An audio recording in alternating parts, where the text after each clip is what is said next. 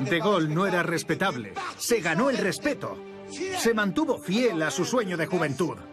Y eso es lo que yo quiero para el partido quebequés. Son muchos los que piensan que el mundo está regido por el poder de las palabras. Desde hace siglos, los discursos, o lo que podríamos llamar la fuerza de las palabras, marca nuestras sociedades. He visto la tierra prometida. La luna era la nueva frontera. Y Kim nos condujo hasta la cima de la montaña y nos enseñó el camino a la tierra prometida. ¡Sí se puede! Muchos discursos han agitado a las masas, han conducido a los pueblos en pos de grandes proyectos, de grandes sueños y a veces de grandes dramas, el lado oscuro del hombre.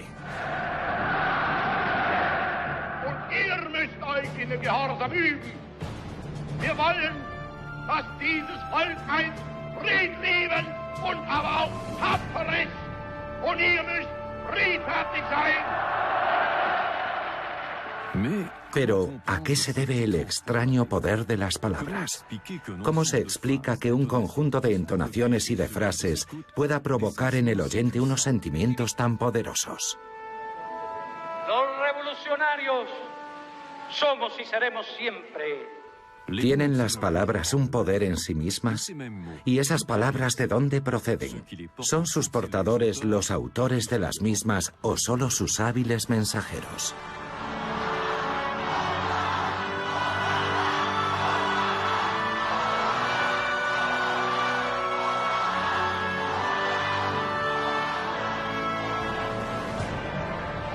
That's how this thing started.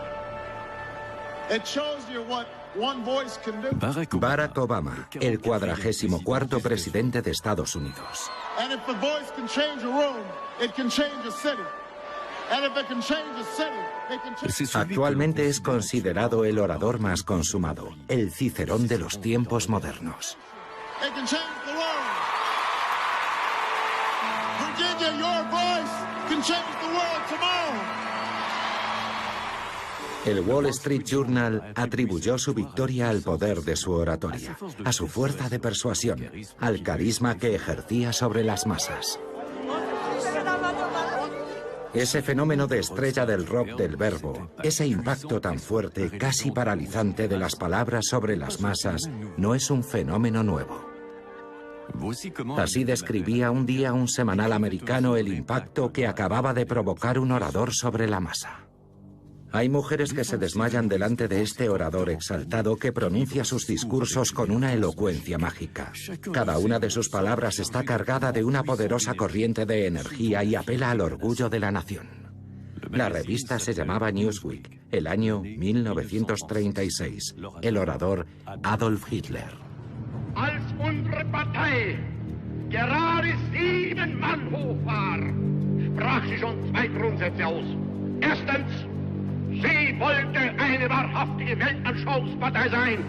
Und zweitens, sie wollte daher kompromisslos die einzige Macht und alleinige Macht in Deutschland. Adolf Hitler es el orador estrella en aquel entonces. La guerra todavía no ha empezado. La experiencia del nacionalsocialismo suscita entusiasmo entre el pueblo alemán. Una experiencia que de algún modo llama la atención en el extranjero. La revista Time, de hecho, nombra a Hitler hombre del año en 1938. Hitler era un orador particular, fuera de serie. Era un provocador. Quería sacudir al público, pero sobre todo meterlo en cintura, en el sentido militar del término.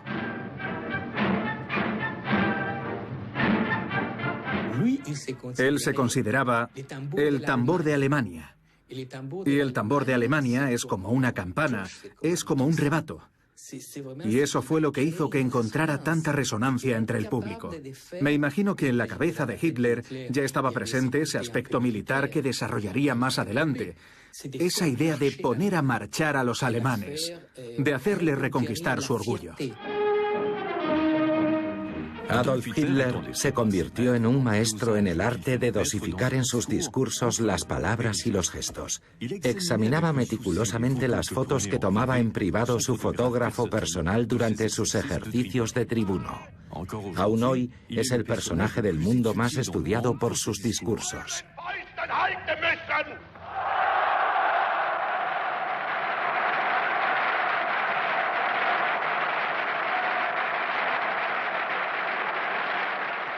Te toca la fibra sensible. Y ese es el objetivo de todo discurso político, a mi modo de ver, que el público se deje contagiar de la emoción que transmite el orador. Para el británico David Crystal, toda una eminencia mundial del estudio del lenguaje, Hitler sacaba su fuerza de la entonación. Hitler utilizaba el mismo método que Churchill en ese sentido. El uso de la entonación de la voz y de la intensidad de la voz.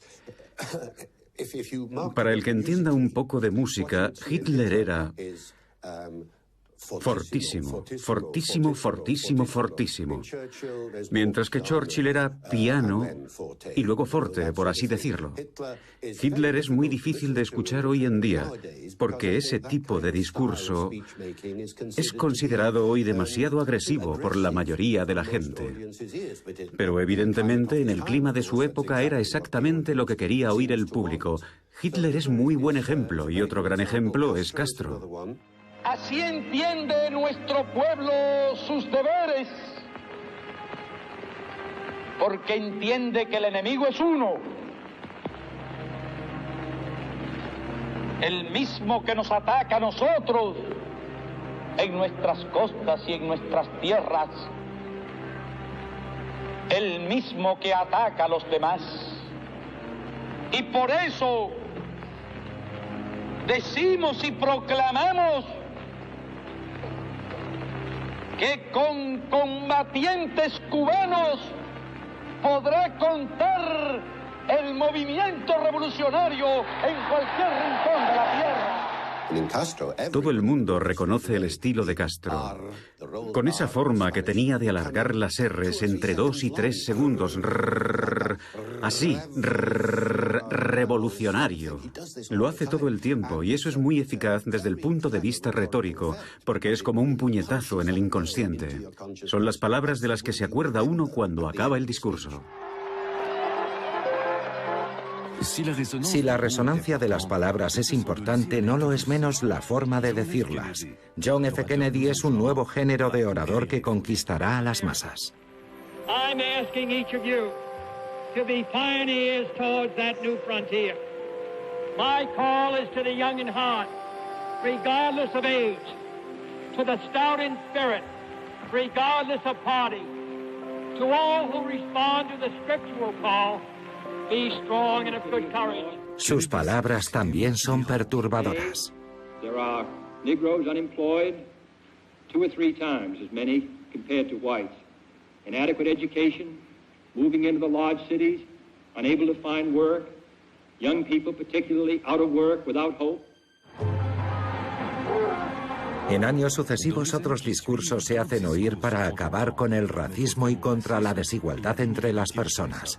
Otro gran orador acaba de tomar el relevo. One day right there in Alabama, little black boys and black girls will be able to join hands with little white boys and white girls as sisters and brothers. I have a dream. Si ese discurso impregnó la historia, otro marcaría también profundamente nuestra memoria colectiva. El del 3 de abril de 1968. Martin Luther King pronuncia ese día un discurso profético, unas palabras que precederían al destino. Like anybody, I would like to live a long life. Longevity has its place. But I'm not concerned about that now. I just want to do God's will. And He's allowed me to go up to the mountain. And I've looked over and I've seen the promised land. I may not get there with you, but I want you to know tonight that we as a people will get to the promised land.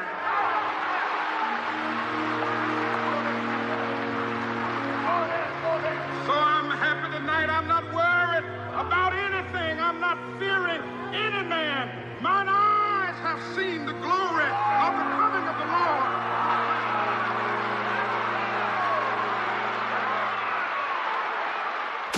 Al día siguiente, Martin Luther King muere asesinado.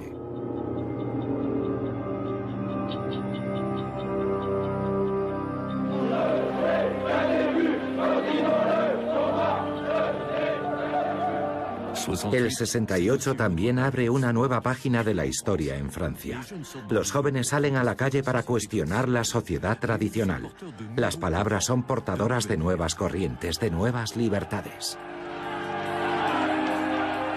Detenta el poder el general Charles de Gaulle. Es un líder respetado, sabe convencer y va a tratar de poner fin a esta crisis.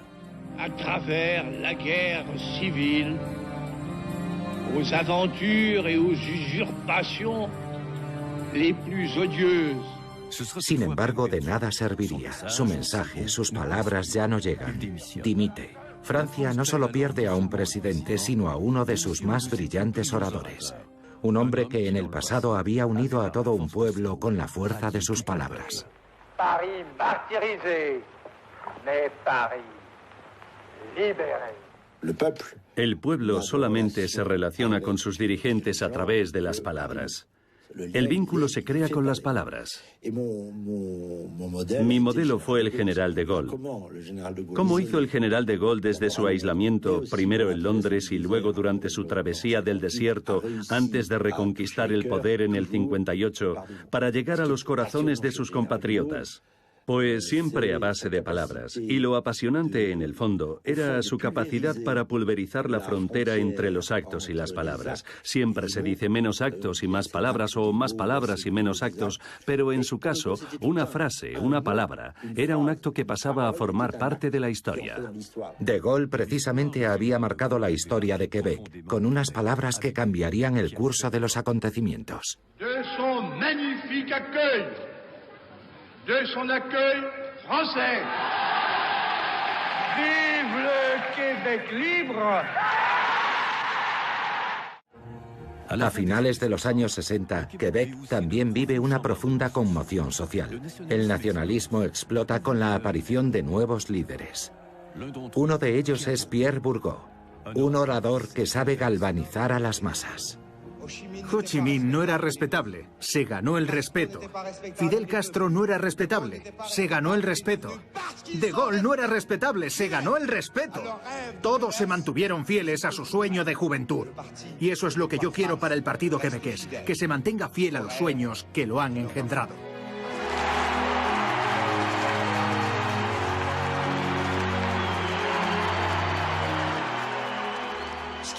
La fuerza de Bourgault como orador, sé que puede sonar raro, era la intensidad de su mirada.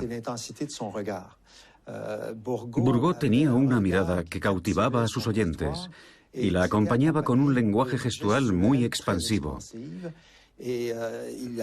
Más allá de su lenguaje corporal, lo que contribuía a la eficacia de su comunicación era la fuerza de sus argumentos.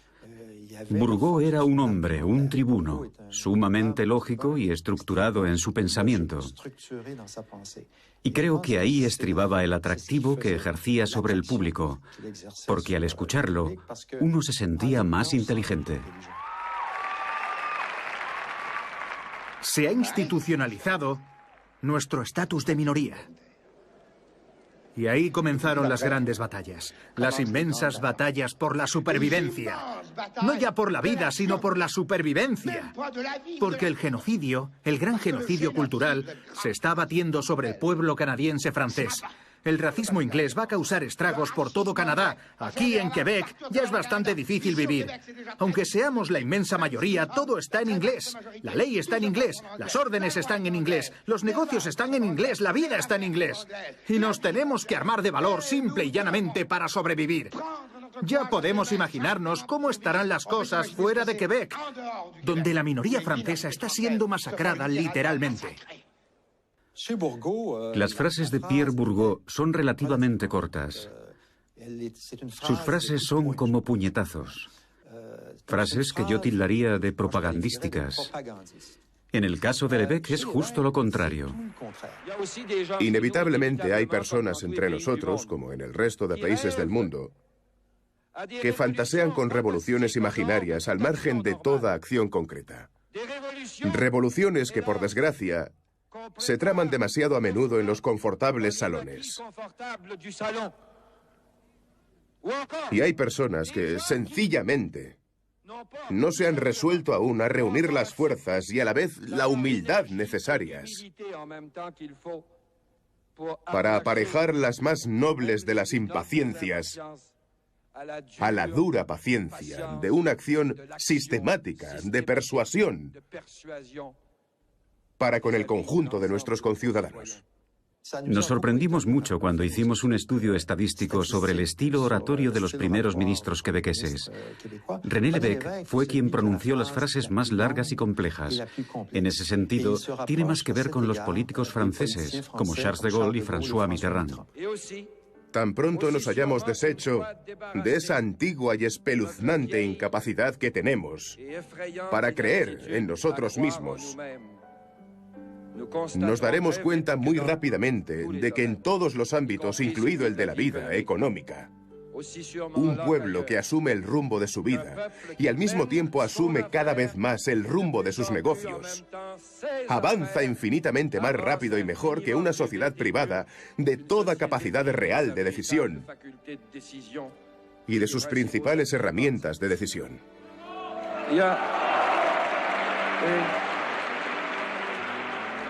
Es un hombre que, en principio, no debería haber sido muy convincente, porque cuanto más largas son las frases de un orador, más le cuesta al receptor captar el sentido de su mensaje. Normalmente, no debería haber tenido una reputación de gran orador, de hombre convincente, y sin embargo, así fue. Lévesque era considerado un buen orador, alguien con un gran poder de convicción. Era capaz de cautivar a su público con su mímica, con su lenguaje gestual.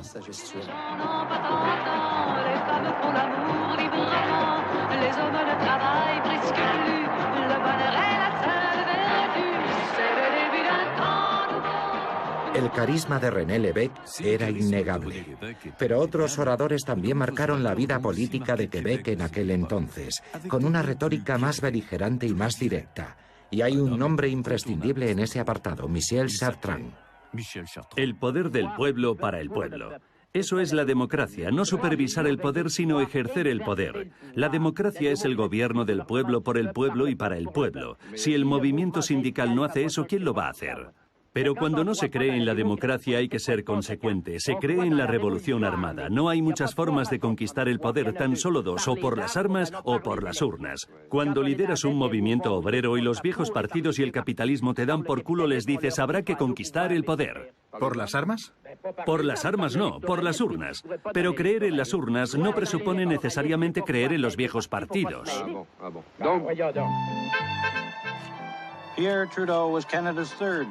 Si el público es sensible a la fuerza de las palabras, también lo es a la imagen que proyecta el orador.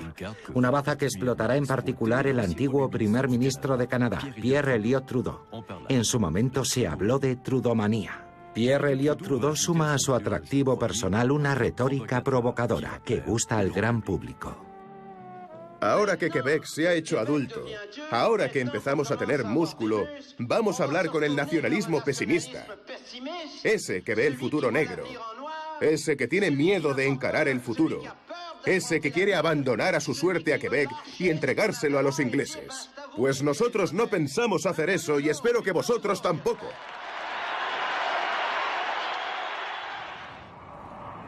En Estados Unidos hace tiempo que han comprendido que es preciso conjugar el discurso y la imagen. Una tendencia irreversible, en opinión de Alan Lichtman, escritor y profesor de Historia Política en la Universidad Norteamericana de Washington. Con la invención de la radio en el siglo XX, la gente pudo oír a su presidente, pero no lo podía ver. No fue hasta la segunda mitad del siglo XX cuando todos pudimos ver a nuestros presidentes con audiencias de decenas de millones de personas. Y a eso hay que añadir el análisis instantáneo.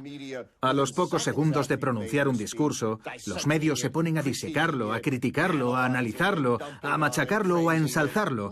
Hasta hace poco no era posible. Los medios de comunicación pueden crear y destruir imágenes en un segundo. Ronald Reagan, que había sido actor, lo entendió a la perfección. En su nuevo papel de presidente mezclará con destreza en sus discursos frases contundentes y humor.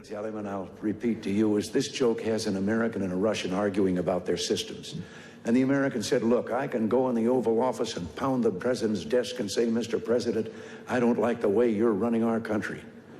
And the Russian said, I can do that. The American said, you can?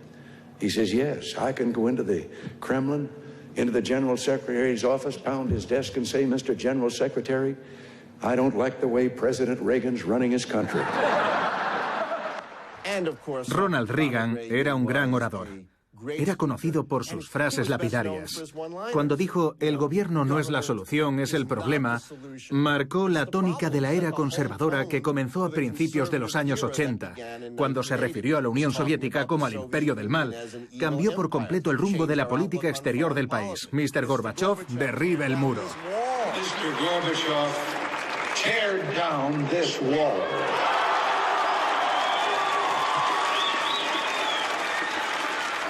Si el público es sensible a los discursos portadores de valores federadores e históricos, también lo es quizá los discursos más populistas. Un enfoque que explotarán con cierto éxito oradores como Jean-Marie Le Pen en Francia.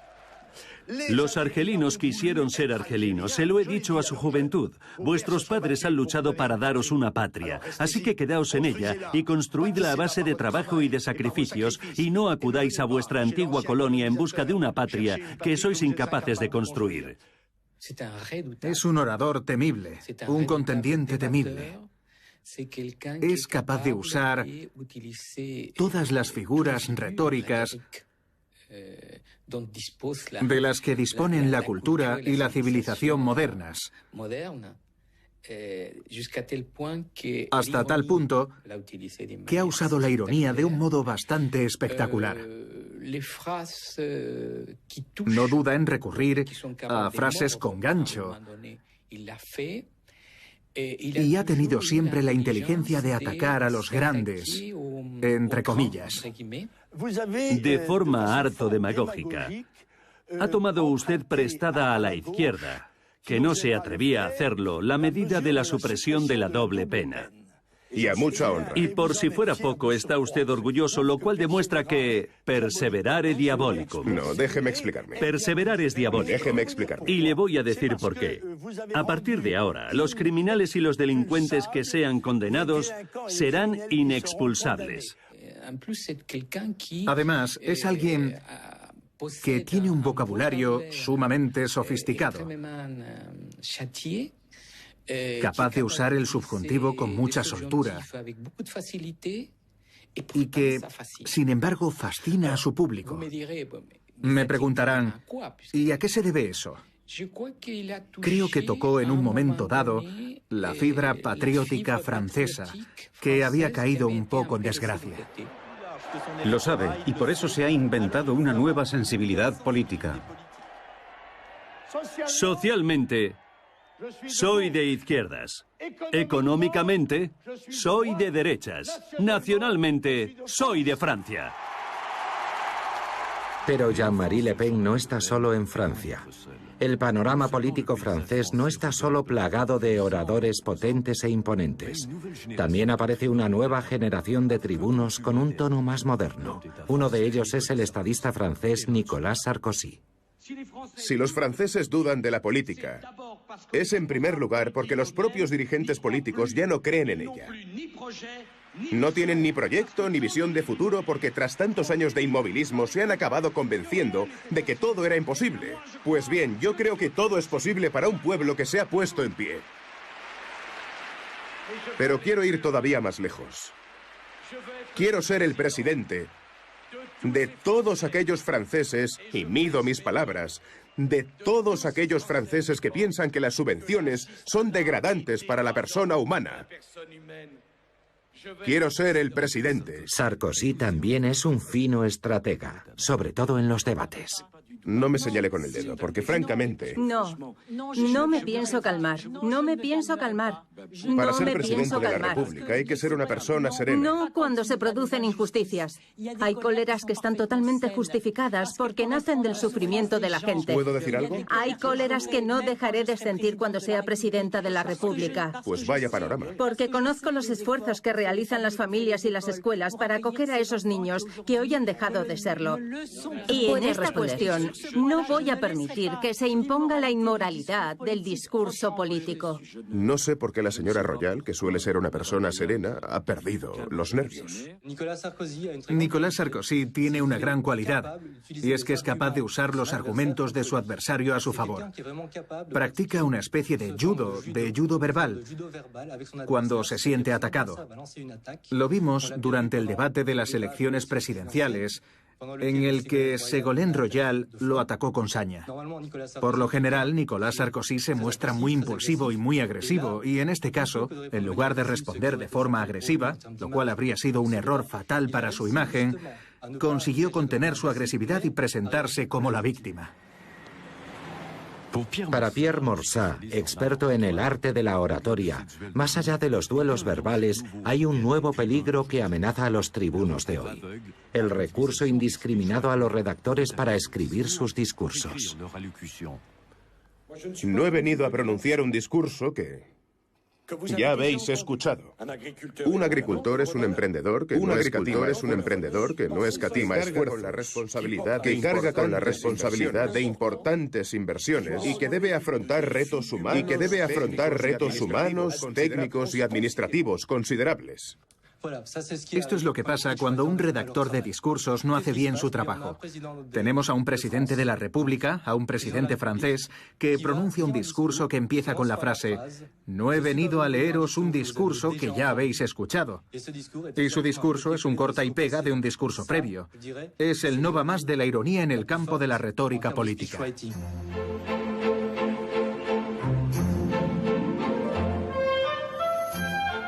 El corta y pega no es una práctica nueva.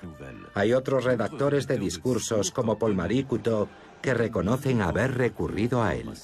Yo escribí los discursos de Jean-Pierre Chevènement a finales de los años 80, cuando era ministro de Defensa. Y unos años más tarde, escribí también los de Philippe Séguin, cuando era presidente de la Asamblea Nacional. Fue entonces cuando empezamos a trabajar con el ordenador y descubrimos el corta y pega.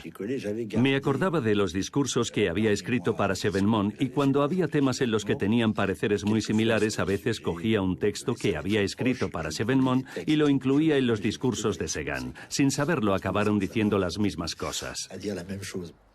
¿Quiere decir esto que los políticos no ejercen pleno control sobre el contenido de sus mensajes? Tenemos una influencia real sobre el contenido de sus discursos. El resultado es obra de los dos. Nosotros trabajamos por encargo. Sabemos que fulanito tiene que pronunciar un discurso ante tal asamblea o en tal país, tal día, y nosotros lo preparamos.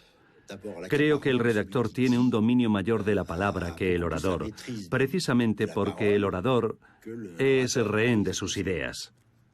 Yo lo veo muy claro. A mí me han pasado unas cosas, no sé si debo contarlas, pero a menudo había que ir a toda prisa. En la ONU, por ejemplo, en Nueva York, he llegado a ver a Boutros Ghali, espero que no le importe que lo cuente, en el ascensor que conducía de la planta 38, en el edificio de vidrio de la ONU, al Consejo de Seguridad en la planta baja. Y estaba leyendo por primera vez en el ascensor el discurso que iba a pronunciar 5 minutos más tarde. Yo me decía, espero que no se me haya colado ninguna tontería, era demasiado tarde para corregir nada. Creo que la influencia de quienes escriben los discursos es muy grande, quizá demasiado, de hecho. Fue en Estados Unidos durante el periodo de Kennedy cuando nació la profesión de redactor de discursos. Los políticos importantes ya no tienen tiempo para sentarse a escribir, mientras que en los años 60 John F. Kennedy tenía todos los meses una docena de comparecencias públicas. En los años 90 los presidentes comparecen una media de 30 veces al mes. Las palabras de los discursos son a menudo las mismas, como muestra un estudio realizado por el New York Times sobre los discursos de investidura de los presidentes americanos. Las palabras nación, pueblo y libertad vuelven recurrentemente. De ahí la necesidad de innovar, con textos impactantes que llamen la atención. Es un régimen que ha usado ya gases mortales para matar a miles de sus ciudadanos. Los cuerpos de las madres yacían sobre los de sus hijos muertos. Se trata de un régimen que ha aceptado las inspecciones internacionales, pero que luego rechaza a los inspectores. Se trata de un régimen que tiene algo que ocultar al mundo civilizado. Los estados como ese, al igual que sus aliados terroristas, constituyen un eje del mal. La expresión eje del mal, empleada en numerosas ocasiones para convencer a la opinión pública de entrar en guerra con Irak, se la debemos a uno de estos redactores de discursos, David Frum, de origen canadiense.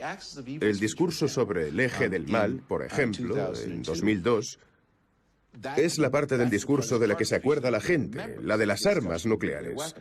Pero había otras partes que hablaban de política interior. Yo trabajé en algunas, pero nadie las recuerda. La sección que recuerda a la gente consta de tan solo 3 páginas. Todas las partes del discurso sobre el eje del mal se trabajaron en profundidad.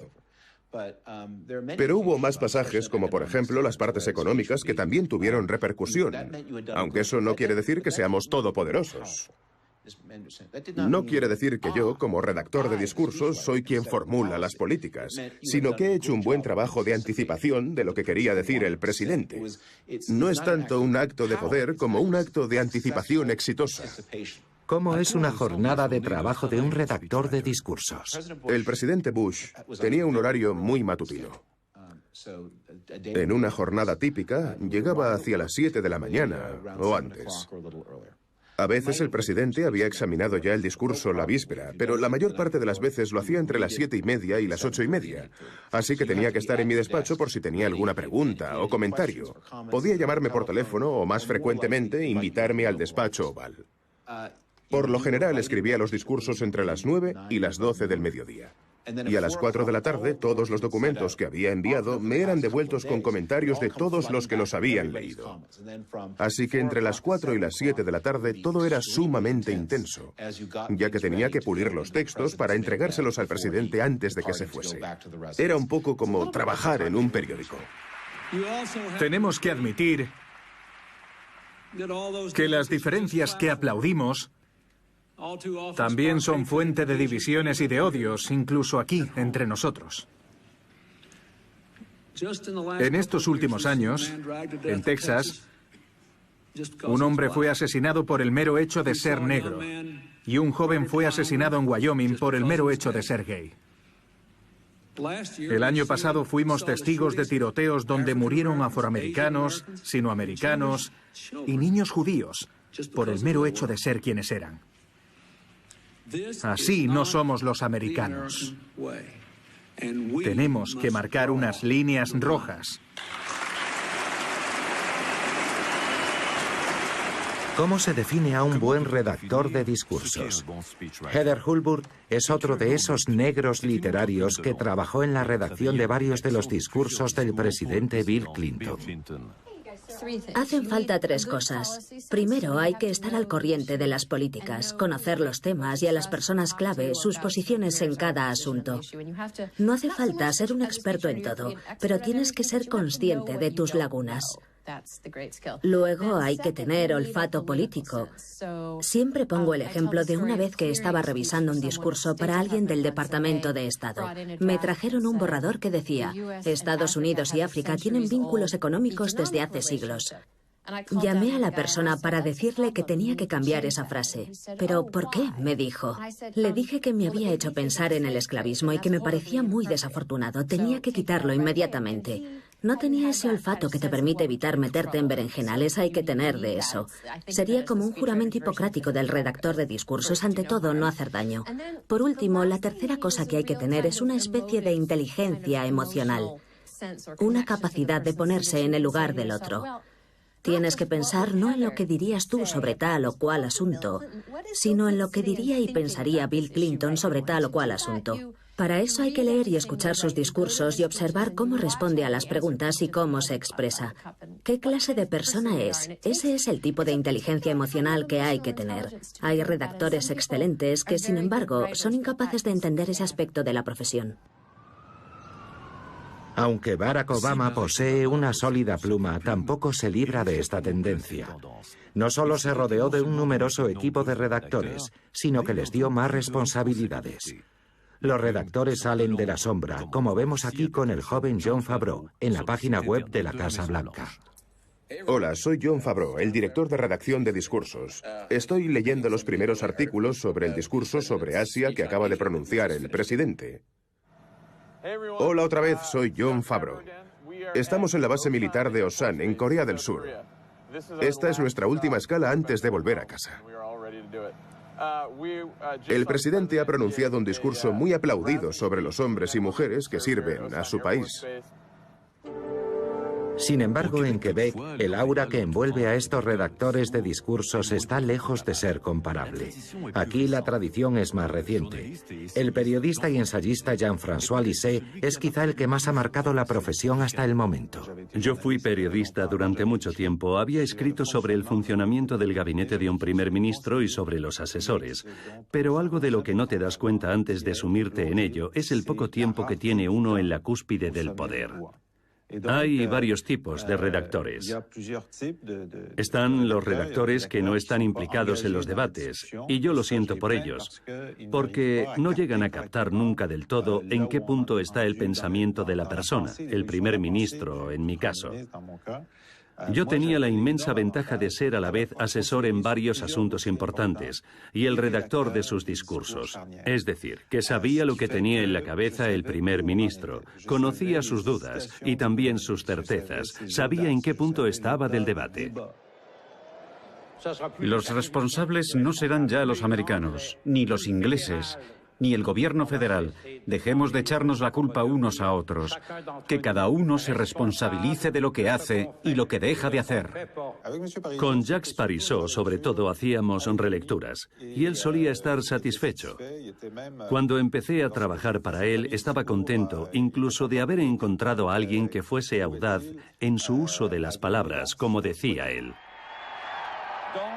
Con estas imágenes del Metrópolis, por segunda vez en 15 años, una mayoría de quebequeses rechaza que Quebec se convierta en un país soberano. Durante esa noche no fue el redactor quien tuvo la última palabra. Cuando se proclamaron los resultados, tuvimos una discusión. Parizeau estaba de muy mal humor. Y a todo esto, el tiempo seguía corriendo. Se hacía tarde. Yo tenía mi ordenador a mano y le dije, bueno, te voy a escribir unos puntos. Y redacté un discurso muy en plan, lo que ha ocurrido hoy es extraordinario. Habíamos rozado la independencia con la punta de los dedos. O sea, que había escrito algo muy positivo. Se lo entregué, lo leyó antes de salir al estrado, pero decidió no usarlo. Es verdad que hemos sido derrotados. ¿Por quién, en el fondo? Básicamente por el dinero y por los votos étnicos. No cabe duda de que la situación política no habría sido la misma al día siguiente si hubiera leído mi discurso. Pero más allá de su frustración como soberanista, el que padece las consecuencias de sus gestos y de sus discursos, ya los escriba él mismo o se los escriba otro, es el primer ministro. Así que nunca le podré echar en cara que haya optado por usar sus propias palabras, aunque naturalmente sí que puedo, y lo hice, echarle en cara que usase esas palabras. Cuando hayamos estabilizado las finanzas de Quebec, podremos hacer todo lo que nos propongamos y lo que hayamos decidido democráticamente. Y si lo que queremos es la soberanía, pues será la soberanía, y lo conseguiremos. Al principio, Lucien Bouchard, que era un gran orador con una excelente reputación, tenía un muy buen control de sus efectos cuando estaba improvisando, pero cuando leía un texto, a veces le costaba insuflarle vida. A él tenía que decirle sistemáticamente, aquí haces una pausa. Le tenía que escribir pausa o le añadía un punto de exclamación en tal momento para que entendiese que el tono tenía que subir. Le troceaba las frases y a veces es muy importante hablar despacio. Luego, evidentemente, hay cambios de ritmo durante un discurso. Si se habla demasiado rápido, el mensaje es: este discurso no es tan interesante y es demasiado largo. Cuanto antes acabe, mejor. Ese es el agujero que tiene en el bolsillo la familia quebequesa media de hoy. Y ese agujero es lo que gastamos en saldar nuestra deuda. Es dinero que se nos escapa todos los años, a fondo perdido. Cada año que pasa trae más déficit y contribuye a agrandar más el agujero. Cada año un desgarrón más. Y el agujero no para de crecer. Pero ¿existe la receta para el discurso ideal? ¿Para que la fuerza de las palabras llegue eficazmente al público? Si te muestras demasiado distante con tu público y, por ejemplo, utilizas un vocabulario demasiado especializado o demasiado rico, si usas palabras que no forman parte del léxico común. Como sabrán, hay una diferencia de entre 500 y 5000 palabras entre los individuos. Cada individuo tiene lo que se podría llamar su carné de identidad léxico. No todos tenemos el mismo vocabulario. Hay individuos que tienen 5000 palabras y otros que solo tienen 200. Se puede vivir con 200 palabras, no es tan difícil. Dan para ir tirando. Pero alguien que usa un vocabulario demasiado rico te da a entender que no pertenece al mismo grupo social, que es de otra categoría social, y en ese caso es más difícil que acepten sus ideas. Pero, ¿qué es lo que hace reaccionar a un público ante un discurso político? Es una cuestión que se estudia regularmente en los talleres de percepción de la Universidad Laval de Quebec.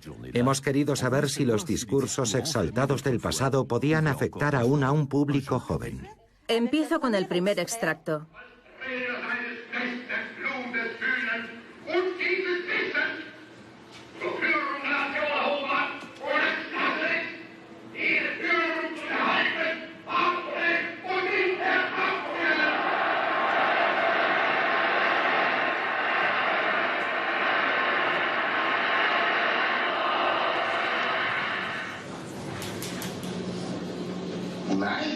Se ha institucionalizado nuestro estatus de minoría. Y ahí comenzaron las grandes batallas. Las inmensas batallas por la supervivencia. No ya por la vida, sino por la supervivencia. Porque el genocidio, el gran genocidio cultural, se está abatiendo sobre el pueblo canadiense francés. El racismo inglés va a causar estragos por todo Canadá. Aquí, en Quebec, ya es bastante difícil vivir. Aunque seamos la inmensa mayoría, todo está en inglés. La ley está en inglés, las órdenes están en inglés, los negocios están en inglés, la vida está en inglés. Y tenemos que... ¿Qué pensáis del estilo de Adolf Hitler y del de Pierre Bourgault? Ese estilo tan agresivo y con tantos gestos. ¿Lo encontráis irritante o por el contrario pensáis que es estimulante y que le añade cierta credibilidad al discurso? Parece que es la tendencia durante las revoluciones. Si nos fijamos en el ejemplo de Pierre Bourgault o de Adolf Hitler, durante las revoluciones los oradores tienden a ser más agresivos a la hora de expresar sus posiciones para apelar al pueblo y obtener su apoyo. En cambio, el estilo actual es mucho menos... Hoy ya no está tan de moda porque hoy no estamos ya en un contexto revolucionario. No nos encontramos en un contexto en el que sea necesario crear movimientos de masas. Intenta convencer a base de agresividad, mientras que hoy se intenta tener un poder de convicción sin ese recurso a la agresividad. Eso es lo que he visto yo.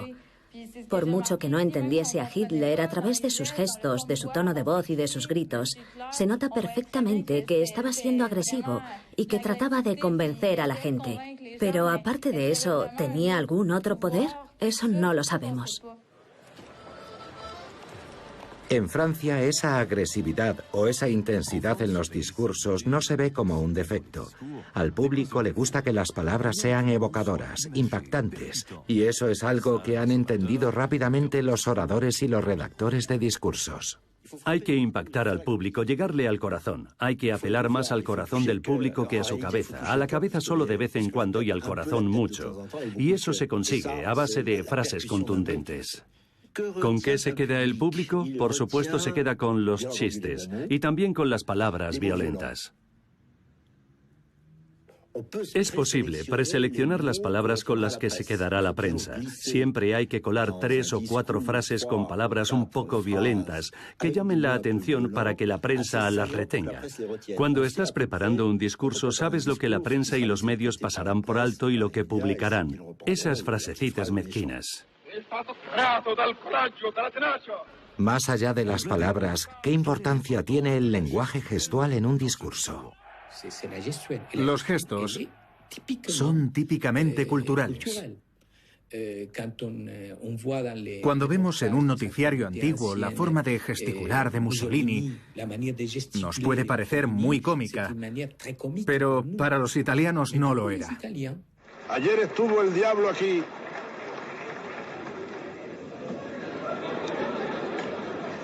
En este mismo lugar huele a azufre todavía. Señoras, señores, desde esta misma tribuna, el señor presidente de los Estados Unidos, a quien yo llamo el Diablo. Lo mismo ocurre en Latinoamérica, donde los gestos y el tono de los oradores tienen su propia dinámica. El florido y polémico presidente venezolano Hugo Chávez es un ejemplo perfecto. Cuando llega, hace su discurso, que es un mensaje abiertamente hostil a los Estados Unidos. Bush queda como un personaje que encarna el mal. Y en ese momento, Chávez hace el gesto de santiguarse. Hugo Chávez va aún más lejos en su afán de comunicar sus pensamientos al público e innova creando un espacio televisivo semanal, Aló Presidente. Había una mujer muy vieja. Sí, la oigo. ¿Quién habla? Soy Dolores Morales. Dolores Morales, qué nombre tan bonito tienes tú, ¿de dónde llamas? Gracias, presidente. Mire... Cada domingo en este programa grabado en diferentes barrios y regiones del país, Hugo Chávez escucha y debate en directo con sus votantes. Una operación de seducción que domina a la perfección. Entonces hay que andar alerta, Dolores, como yo sé que tú andas. Y por eso es que yo llamo a olvidarnos de las diferencias internas. Por el amor de Dios, y pongamos por delante a la patria. Chávez se dirige con mucha familiaridad a todo el mundo. Está sumamente pendiente de la reacción de las masas. Creo que los caudillos, los dirigentes latinoamericanos, tienen una particular sensibilidad intuitiva a la hora de captar los sentimientos y las emociones que embargan a las masas en un momento dado. I don't know how passing health care will play politically, but I do know that it's the right thing to do. Seducir a las masas es un don que también dominaba el presidente americano Barack Obama, no solo en Estados Unidos, sino a escala mundial. ¿Estamos acaso ante el orador ideal?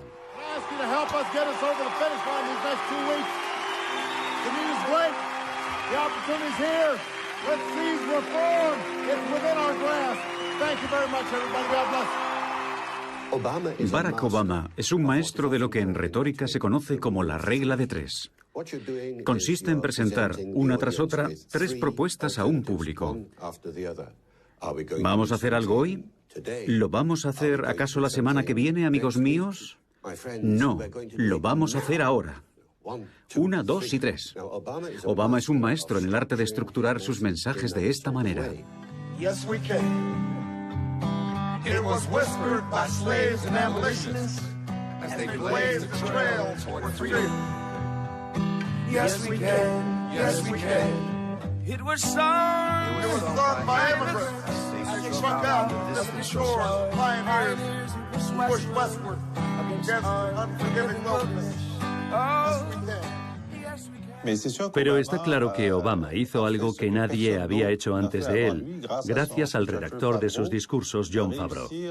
Consiguió hacer que el fondo y la cadencia de sus discursos tuvieran una sincronía tan perfecta que un rapero pudo hacer un videoclip con ellos.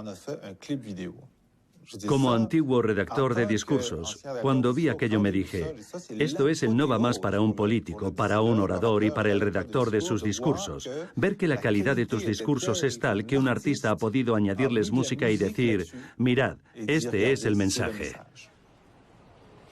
En toda esta reflexión sobre el poder de las palabras, cabe preguntarse qué es lo que motiva a los oradores para querer seducir al público a toda costa. El hecho de saber que el público aprecia lo que dices es un sentimiento maravilloso. No hay una sensación mejor que la de poder defender tus ideas y saber que algo que has hecho ha sido apreciado y acogido con entusiasmo. Se notaba que Obama estaba encantado con las reacciones que generaba y Hitler y Castro también estaban encantados con las reacciones que generaban. Te da una sensación de realización, de logro personal, porque sabes que has conquistado a un público. Controlar a las masas, a la opinión pública. ¿Será esa una de las metas inconfesables del poder de las palabras? Y la verdad a todo esto, ¿dónde estriba? ¿Están las palabras en el bando de los carceleros del mundo? Hay palabras que mienten. Por ejemplo, cuando se hablaba de daños colaterales en la guerra de Irak, se estaba dando la impresión de que se trataba de algo secundario, cuando en realidad hubo cientos de civiles muertos. O cuando se habló de armas de destrucción masiva. Armas de destrucción masiva. No sé quién acuñó esa expresión. Algún asesor en la sombra, seguramente. No sé si se conoce su identidad. Pero con esas 4 palabras fueron capaces de conmocionar a la opinión pública, de estigmatizar a un dictador que supuestamente se disponía a hacerse con armamento de destrucción masiva. Era aterrador. Y es evidente que esas palabras, que en mi opinión eran falaces, y lo que sucedió a continuación así lo demostró, desempeñaron un papel histórico. Si una palabra puede ocultar otra, ¿puede un discurso ocultar miles de otros discursos? ¿Qué pensar en definitiva del poder de las palabras?